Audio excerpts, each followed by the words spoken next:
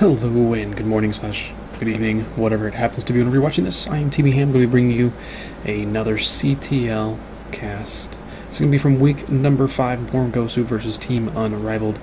As you can see, it is already 1-0 before I even start. The first set was a walkover, unfortunately, for BornG. So that first set, Sarate versus Tiny Snowman, doesn't actually get played out. So we'll be going directly into set number 2, our first Plat versus Plat matchup. PsyRex versus Revolution. ZVP will be starting up on Orbital Shipyard and spawning in the bottom left in pink here for Team Unrivaled.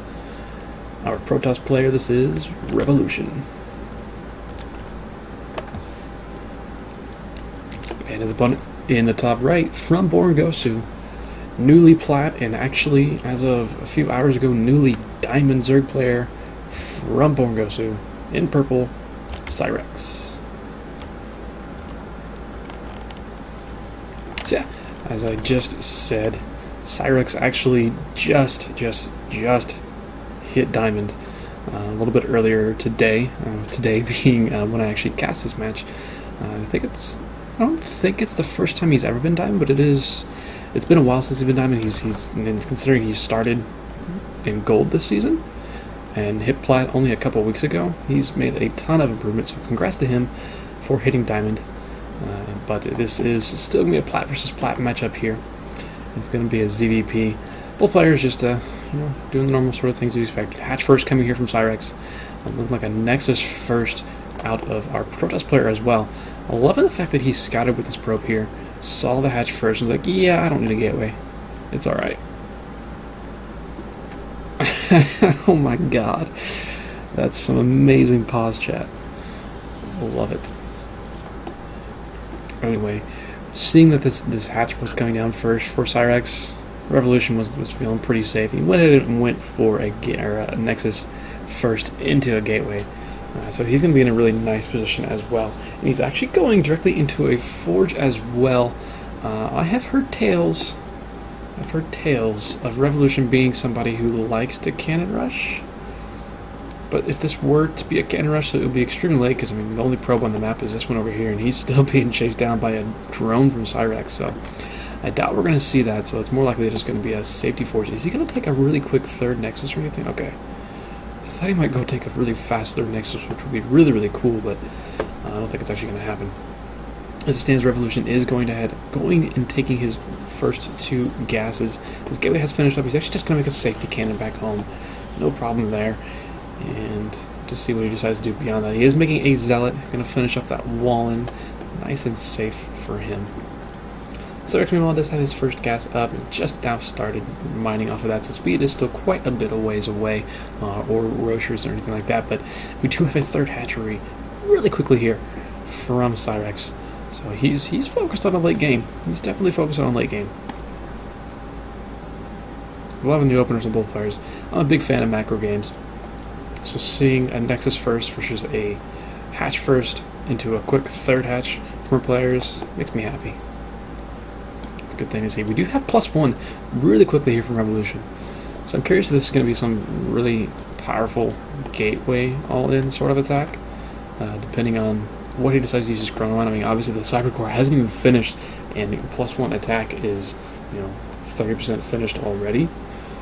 Like, holy crap.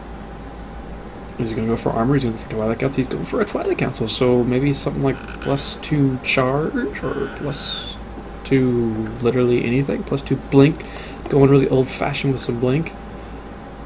I don't know. As soon as this Twilight Council finishes, you'll be able to figure it out, but nothing of note really from PsyRex. I mean, he is taking 1 extra gas, but right now he is just powering up a bunch of drones. I'm going to say that he doesn't actually have that many drones, so he's actually missing a lot of drones right now. He's made a few lings, he's making a couple of Evo chambers as well, but kind of surprised given the opening that there aren't more drones actually out for PsyRex at this point. It doesn't look like he wants to just get some upgrades of his own. Trying to scout out what's going on in the main base. All he's going to see is the fact that, hey, there's a Forge, hey, there's a Cybercore, and there's a cannon. That's not too exciting. And he will lose the Overload for it. He doesn't actually see any of the tech. Twilight Council is finished. Then we go. Blink is on the way. Our Robo Facility is on the way as well. So now is Revolution going to go into +2 and go for a really strong +2 blink attack? with some, I assume, more person support. We do see our first 2 extra gateways come down from Revolution, but still nothing much yet. He could also still just go for another Nexus, but I have to wait and see. And with all these speedings out here, he's at least got to make some units, and make some units actually get down there.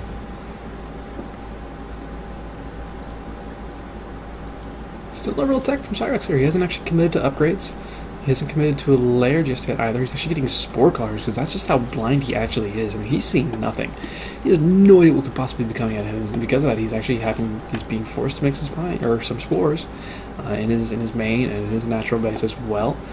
First upgrade coming is going to be Carapace and a lair coming up for PsyRex. So still a lot to be seen from our Zerg player. We have 1 Immortal out already here for Revolution, another one coming up, but yeah, he is chroning out +2 attack as well, so I don't know. I hope he decides to do something with these.